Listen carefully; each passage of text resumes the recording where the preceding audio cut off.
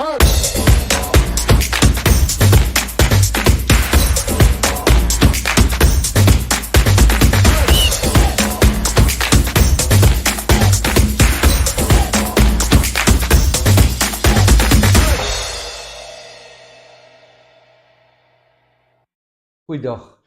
en baie dankie vir die geleentheid om weer so 'n bietjie met u te kan gesels.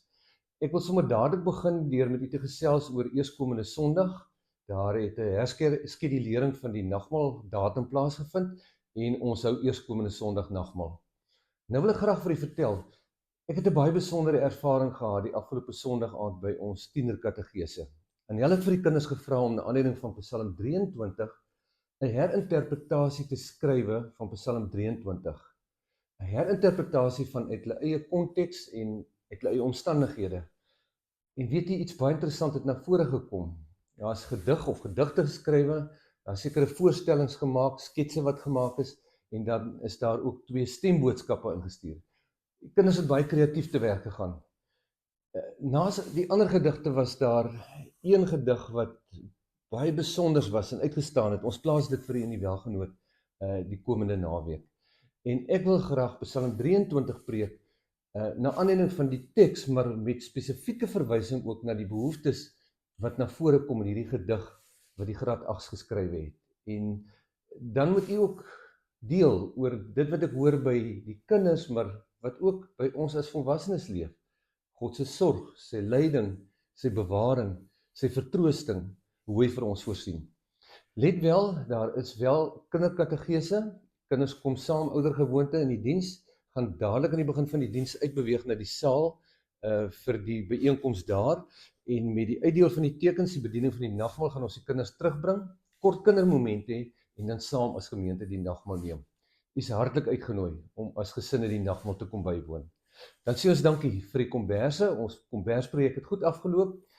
4 instansies het komberse ontvang, totale 70 komberse ingesamel, en baie dankie daarvoor. Die blydskap was weer eens absoluut duidelik, en ons plaas vir die fotos in die welgenoot, en ook 'n kort beriggie daaroor. En dan ons kunstefees. Ons is baie opgewonde oor ons kunstefees. Dankie vir die entoesiasme, ons ambassadeurs wat help, mense wat inspring en help en aanbied om in lyn met ons bedoeling van gasvryheid, mense wat kom bywoon gasvryheid te ontvang. Ek kan kyk na die boek en koek geleentheid. Ons het nou al ander geleenthede bekend gestel. Hierdie gaan 'n besondere geleentheid wees. Goeie sprekers, skrywers, en dan daar heerlike koeke van het Robertson. Maar dan ook die 31ste Augustus, die Saterdag, Johan Badenhorst van Voetspore, ons praat oor sy reise in Suid-Amerika, begin om 10 uur in die auditorium. Dan die potjiekos kompetisie daar dieselfde dag, daar's 10 heerlike potjies ingeskrywe. Johan Badenhorst gaan later die beoordeling doen, en die program gaan min of meer verloop soos verlede jaar, en dan om 2:30 gaan die kindertheater plaasvind. Dit gaan 'n heerlike dag wees vir gesinne, ons te tent, en dan is daar springkasteel vir die kinders, daar's 'n snoepie, en dan die kindertheater wat gaan plaasvind. Dis so 'n uitstappie vir pappa, vir mamma, vir die kinders, vir ouma, oupa, was 'n ervaring om die voorgrond te sien, hoe oumas en oupas, selfs ouma, oupa grootjies kom, en die kinders na die kindertheater bring. Maar nie net Saterdag 31ste is daar iets lekker op die spyskaart nie. Kyk na die program, ons sien u graag by ons kunstefees.